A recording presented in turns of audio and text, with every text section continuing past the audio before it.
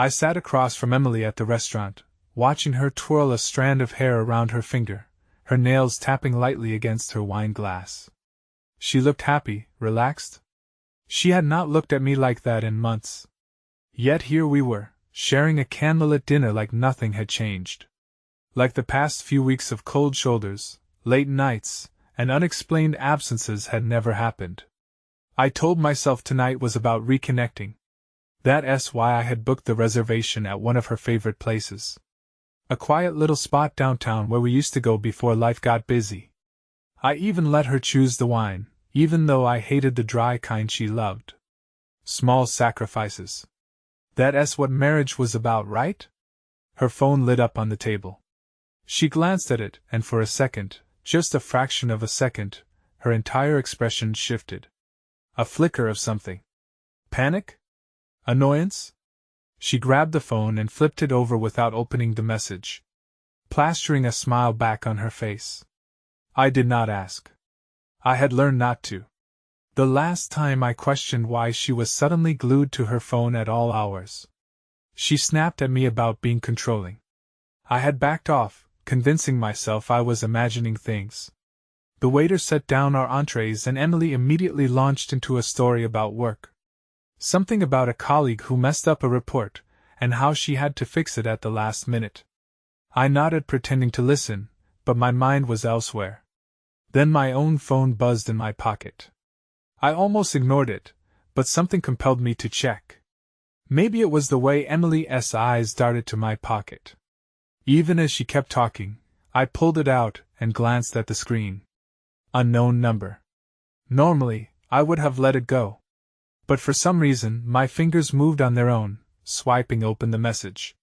You need to know what your wife has been doing behind your back. Check the attached pictures. I'm sorry, man. The air around me turned thick, like the restaurant had suddenly run out of oxygen. My chest tightened as I tapped on the images. And within seconds, my entire world tilted sideways. Emily, in a dimly lit hotel room, sitting on the edge of a bed, wearing nothing but an oversized shirt that definitely was not mine. A man's arms stretched out behind her, his face mostly out of frame. But hers? Hers was clear as day. Smiling. Could not breathe. The timestamp on the photo was from last night. I forced my eyes up from the screen and looked at her. Emily, sitting right there in front of me, sipping her wine, laughing at some joke she had just made, completely unaware that the truth had just detonated in my hands. My grip on the phone tightened. My heartbeat pounded in my ears. I was seconds away from saying something, from slamming my fist on the table and demanding answers. But then another text popped up, not just last night. It's been going on for months. I can prove it. Months. A slow, creeping nausea settled in my stomach. I swallowed hard, shoving my phone back into my pocket. If I confronted her now, right here, she'd have 1,000 excuses ready. She'd cry. She'd make a scene. She'd flip the script, and somehow make it my fault. I was not going to give her that chance. Instead, I forced a breath through my nose, picked up my fork and smiled. Tell me more about that report, I said, keeping my voice even. Emily blinked, slightly caught off guard. But then she smiled back and continued talking like nothing had happened. But something had happened. And she had no idea that dinner was about to take a very different turn. Emily kept talking, completely oblivious to the fact that the ground had just crumbled beneath my feet. I nodded along, pretending to listen. But my mind was a storm. My pulse pounded against my skull. My fingers tingling from the sheer force of keeping myself composed. Months, someone out there knew. Someone out there had been watching. And now, so was I. I slipped my hand under the table and unlocked my phone again, carefully angling the screen away from her. Another message had come in.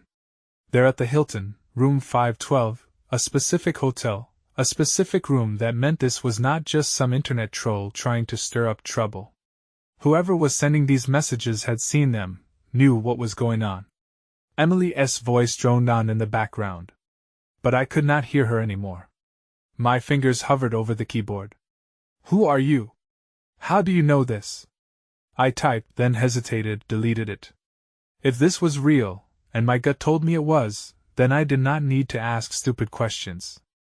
I needed proof. You said you could prove it. Show me. I typed instead and hit send. I forced my eyes back up to Emily, just as she finished whatever story she was telling.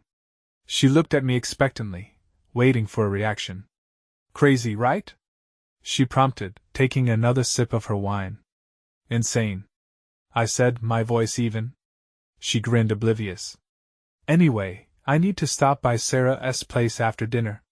She just broke up with her boyfriend. And she's a mess.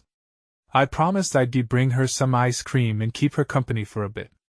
Sarah, that was new. Usually it was work meetings or last-minute errands or too tired. I'll be home late. Oh, I asked, keeping my tone light.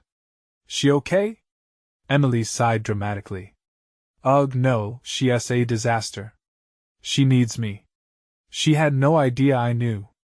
No idea I was watching every single word, measuring every breath, calculating my next move. Then my phone vibrated again. Another message: you need to leave the restaurant. Now, I'll explain outside. I glanced around the room, my heartbeat accelerating. Who the hell was this person? Were they here? Watching us?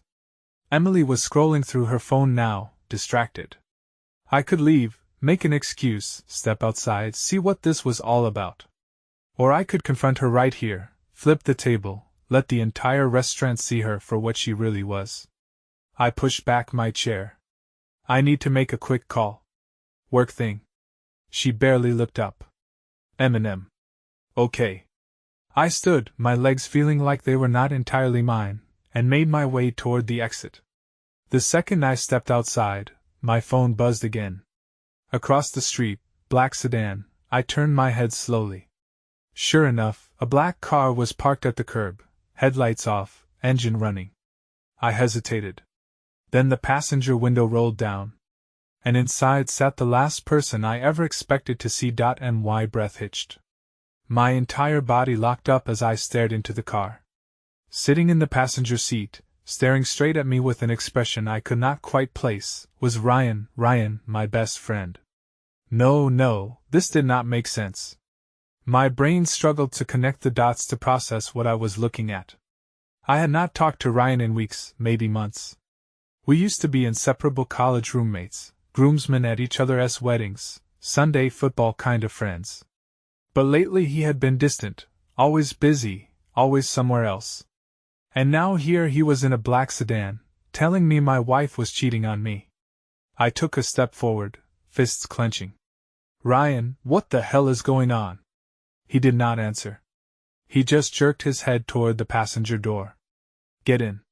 I hesitated. Everything in me screamed no, screamed that this was insane, that I needed to go back inside and drag the truth out of Emily myself. But something about the way Ryan was looking at me made my skin crawl. I yanked the door open and slid inside. The second it shut, Ryan exhaled sharply, rubbing a hand over his face. Up close he looked rough, dark circles under his eyes, a tension in his jaw that I'd never seen before. Start talking, I said, my voice low. Ryan gripped the steering wheel, knuckles white. Look, man, I did not want to be the one to tell you. I swear to God I did not. But you deserve to know something cold settled in my gut. Know what, Ryan? He hesitated. Then he reached into the center console, pulled out his phone and started swiping. A moment later, he held the screen up to me. It was a video. I did not want to watch it. But I did. The footage was grainy, taken from a distance, but clear enough. A hotel hallway, the Hilton, the camera angle was low, like someone had filmed it from behind a potted plant or a corner. And then there she was, Emily, stepping out of a room. Her hair was messy. Her dress slightly wrinkled. Her lipstick smudged. She looked behind her, smiling. And then he stepped out after her. I felt something inside me crack. The man was tall, well-built with dark hair. He was pulling his shirt back over his head, grinning like he did not have a care in the world. He reached for Emily's waist, pulling her into him. She laughed, tilting her head up for a kiss. I turned away from the screen. My hands were shaking. Turn it off. Ryan did. But the damage was done. She's been seeing him for at least 3 months. Ryan said quietly, probably longer. I only found out because he stopped himself, jaw tightening. Because what? I snapped. Ryan's hands flexed on the steering wheel. He looked straight ahead, avoiding my gaze. Because he's my brother. The words hit me like a brick to the face. I blinked, shook my head. No, that's Ryan let out a bitter laugh. Yeah, I wish I was making this up. His brother, Eric, I knew Eric, not well, but enough. He was younger than us by a few years. Always had that cocky, overconfident smirk. I had never liked him, but I had never thought twice about him either. Until now, you retelling me, I said, voice eerily calm, that my wife has been sneaking around behind my back with your brother. Ryan nodded. I stared straight ahead, breathing hard, my entire body humming with rage. Inside that restaurant, Emily was still sitting at our table, sipping her wine, playing the role of the devoted wife. And all along, she had been crawling into bed with someone else, not just someone else, Ryan's goddamn brother. A slow seething fury built in my chest. Ryan swallowed. What do you want to do, man? I turned my head and looked at him. And then I smiled. Take me to the Hilton. Ryan hesitated. I could see it in the way his grip on the steering wheel tightened. The way his jaw clenched like he was debating whether or not to hit the gas or pull me back from whatever edge I was standing on. Jason, he said carefully, I do not think drive. I cut him off, voice cold. Ryan exhaled through his nose, but did not argue. The engine rumbled as he pulled away from the curb, merging onto the street with a little more force than necessary. The restaurant shrank behind us in the rearview mirror. But my mind was already locked onto my next destination, the Hilton, room 512, the scene of the crime. Neither of us spoke at first. The silence sat heavy between us, thick with things we were not saying. I stared out the window.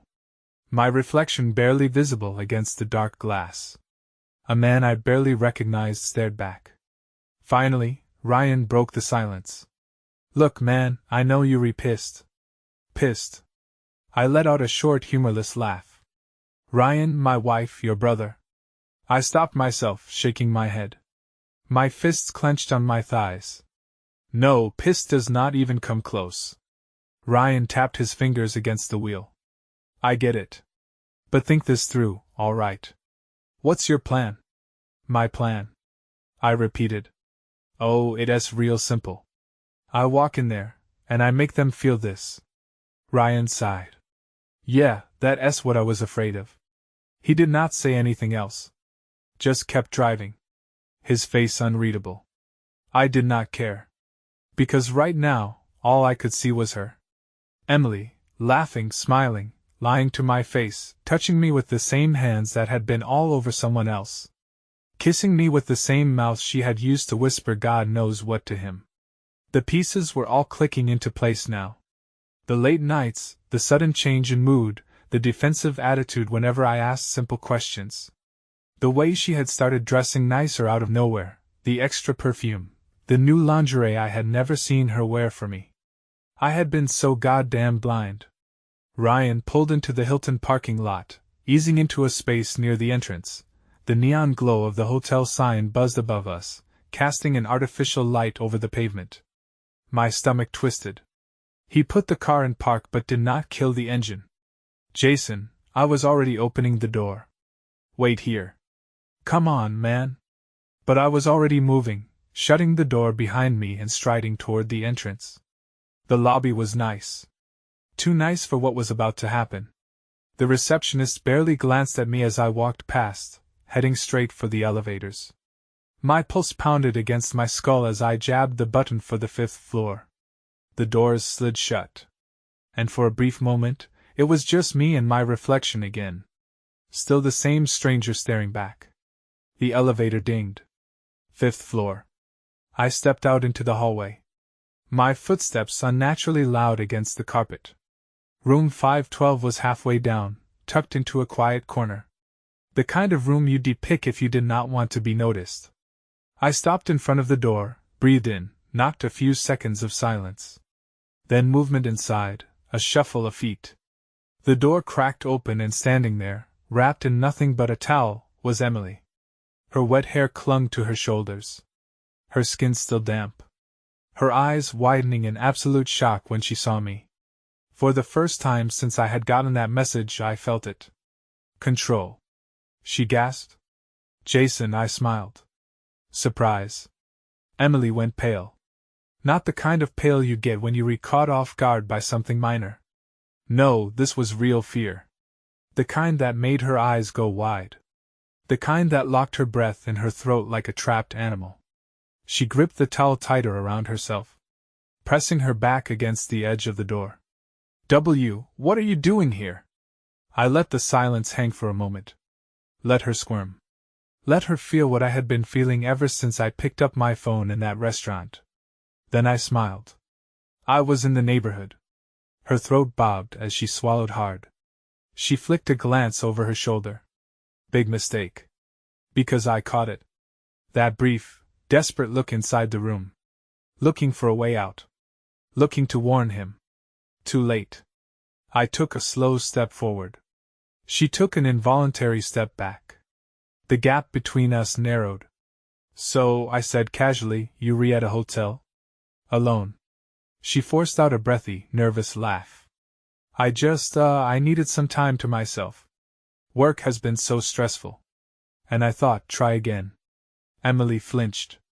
She knew there was no talking her way out of this. But she would try. Oh, she would try. Jason. She whispered, her voice trembling. This is not what it looks like. I arched a brow. It is not, because from where I'm standing, it looks like you just stepped out of a shower in a hotel room. I did not book for us. She opened her mouth, but nothing came out. I watched her mind scramble for an excuse for a lie. She had not already worn thin. Then another sound from inside the room, a drawer slamming shut, a dull thump against the floor, someone moving. And just like that, Emily snapped. She shoved at my chest, her eyes blazing with panic. Jason, you need to go. I barely moved. I just stared down at her. And then, just to see how far she'd take it, I played along. I frowned, tilted my head. Why?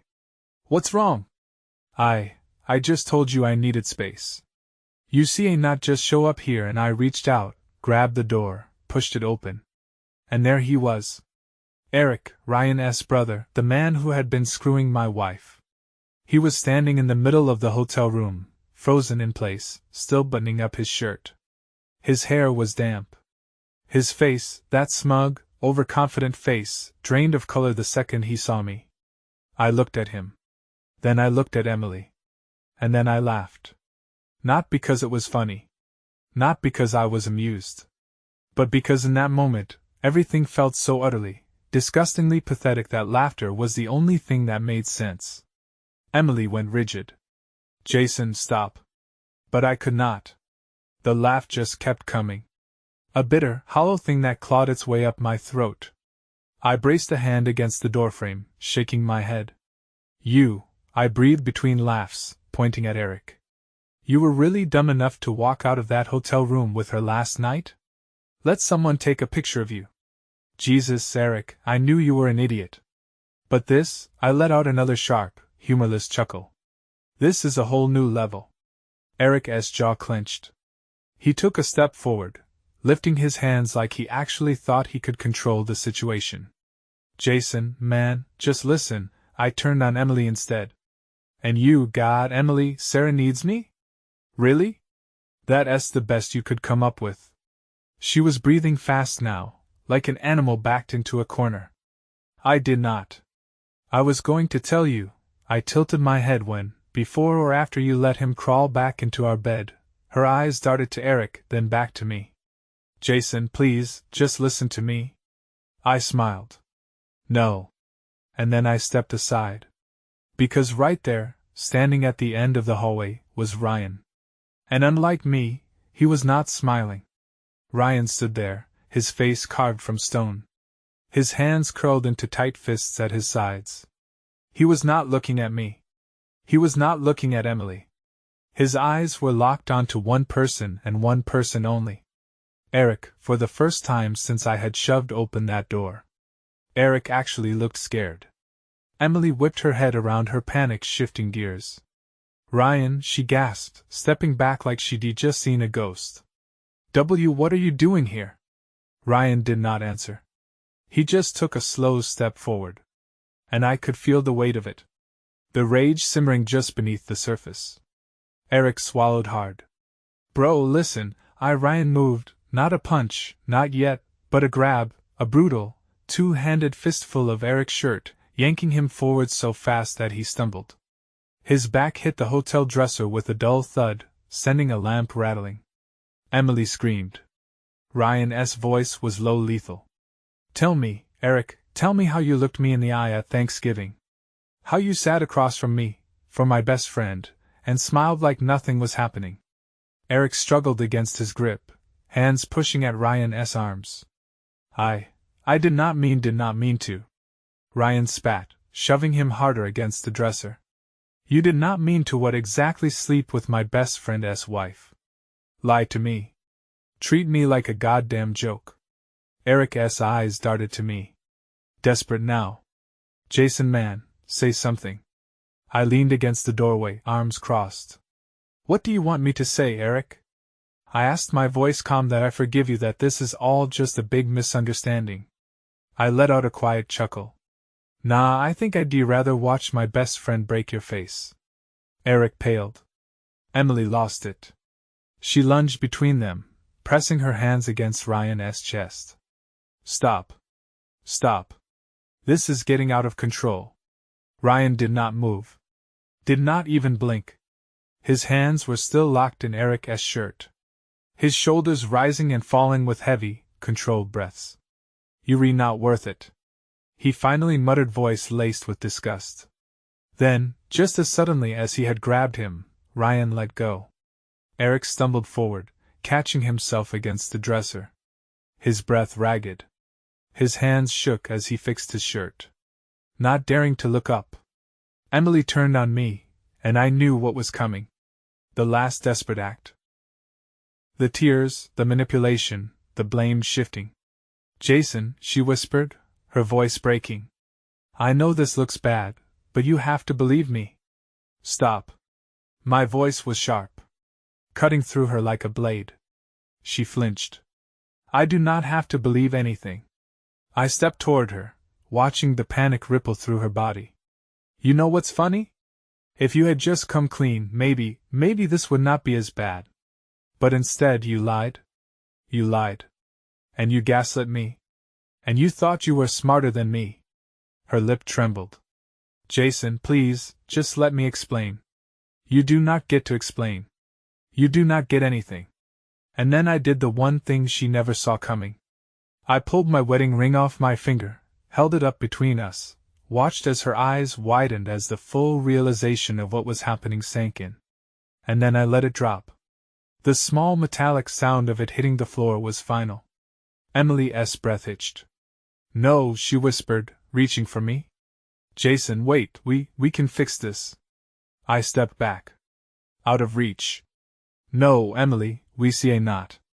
I turned on my heel and walked out.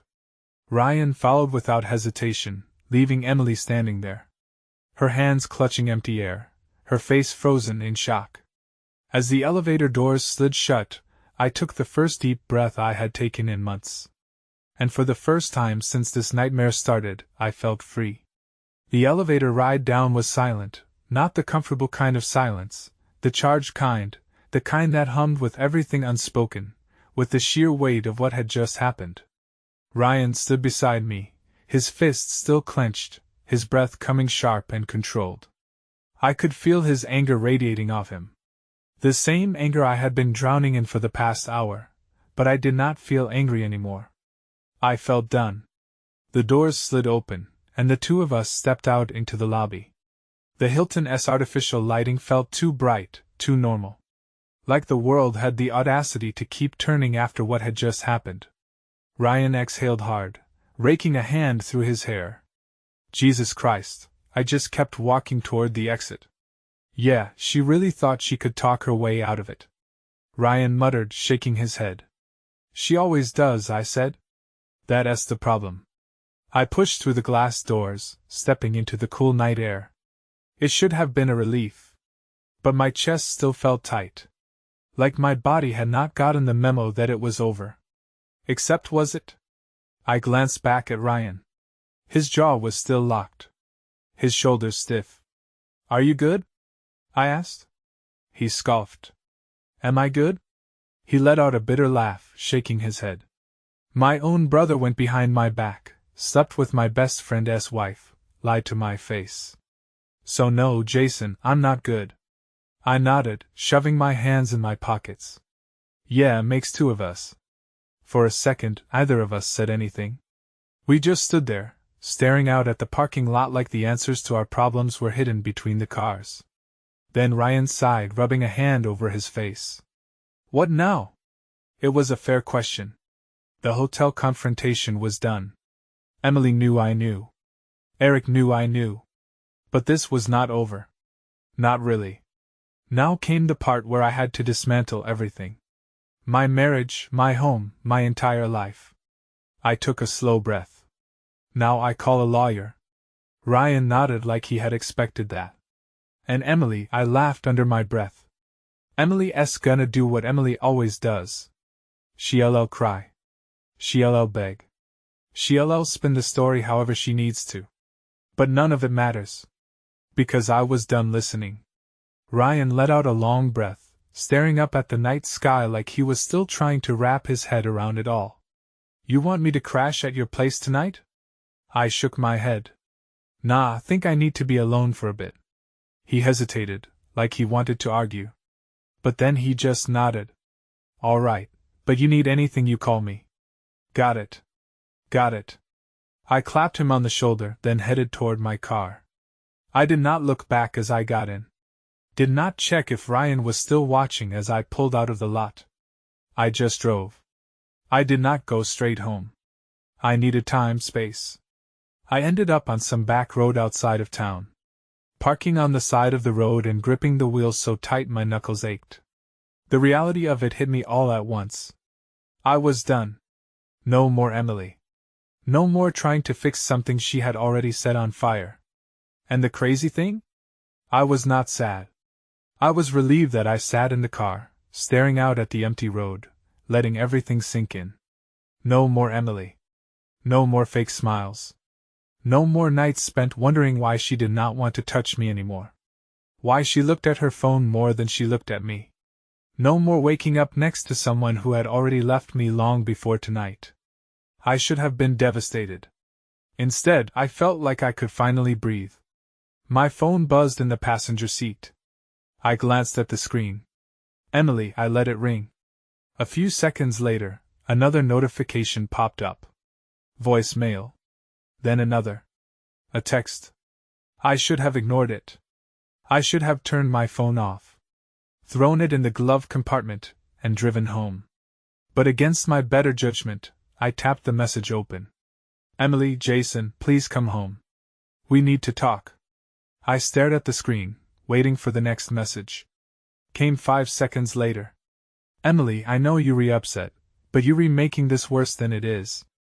I laughed under my breath, making it worse. Oh, she was unbelievable. I locked my phone and tossed it onto the seat beside me. I was not going to play this game. But Emily was not done. The next message came fast.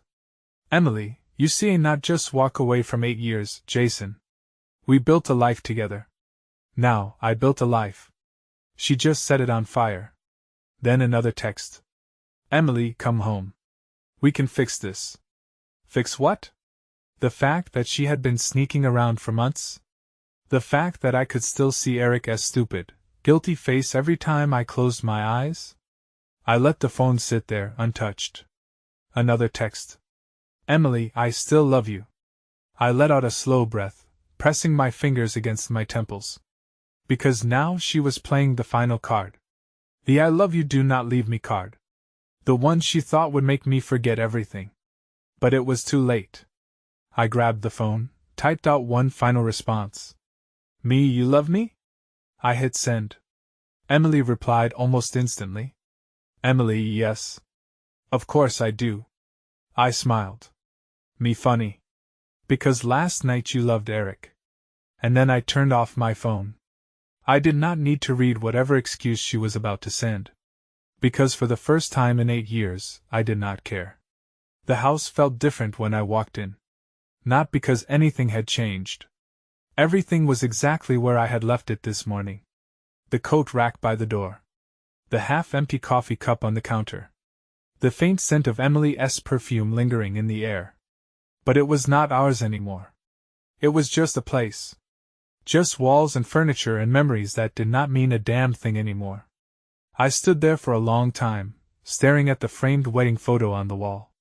Emily and me frozen in time, smiling like we actually believed in forever. I pulled it down, turned it over, dropped it into the trash. And that was that. The sound of tires in the driveway broke the silence. My jaw tightened. I already knew who it was. A few seconds later, the front door burst open. Emily, she was still in the same clothes from the hotel, hair damp, eyes red like she had been crying the whole drive over. She shut the door behind her, breathing hard, like she had just run a marathon. "Jason," she gasped, stepping toward me. "We need to talk." I did not move. "No, we do not." She flinched but recovered fast. "Please, just listen to me for a second." "Listen to what?" I asked, voice eerily calm. "More lies." She shook her head, tears welling. "It was not like that." I let out a sharp, humorless laugh. "It was not like that. Emily, I saw the goddamn pictures. I walked into the hotel room. You think I do not know what I saw?" Emily's lower lip trembled. She hated when she could not control the conversation. "I made a mistake," she whispered. "That's all it was. A mistake." I repeated, "You do not get to call months of sneaking around behind my back a mistake." "I was lonely, Jason." She suddenly snapped, her tears turning to frustration. "You were always working, always distracted. I felt like you did not even see me anymore." I stared at her, feeling something inside me crack open, not sadness, not regret, just disgust. "That's your excuse?" I said slowly. "I was working, providing for us.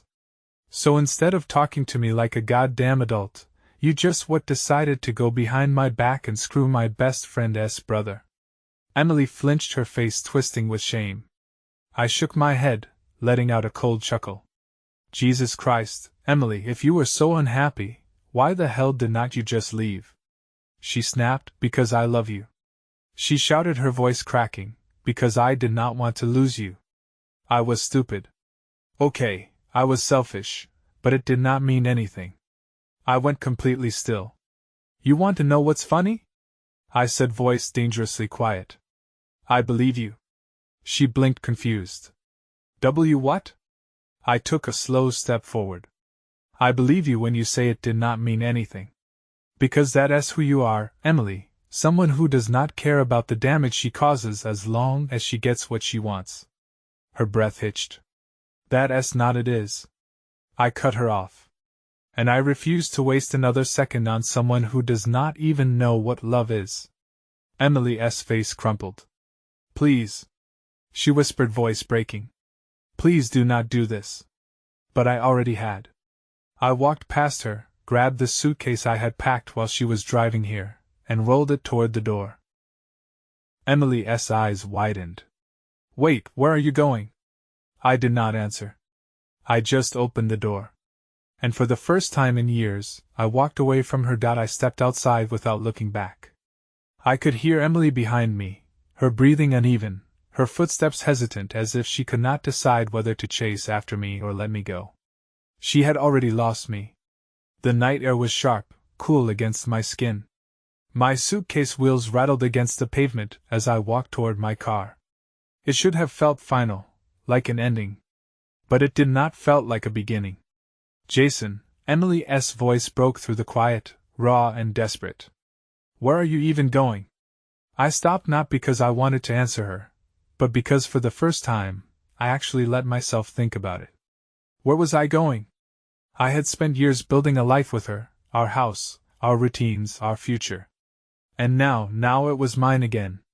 I glanced over my shoulder, meeting her tear-streaked gaze one last time, anywhere but here, her face twisted with pain, but I did not stay to watch. I tossed my suitcase in the trunk, slid into the driver's seat, and pulled out of the driveway without hesitation. The house, our house, shrank in the rear-view mirror until it was nothing but another place I used to know. I did not cry. I did not feel sad.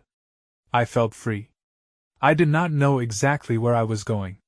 But as I drove, something in my chest loosened. The weight I had been carrying, the doubt, the betrayal, the anger, started to lift little by little. My phone buzzed on the passenger seat. I did not have to look to know it was Emily. I did not pick up. Instead, I kept driving. And for the first time in a long time, I felt alive.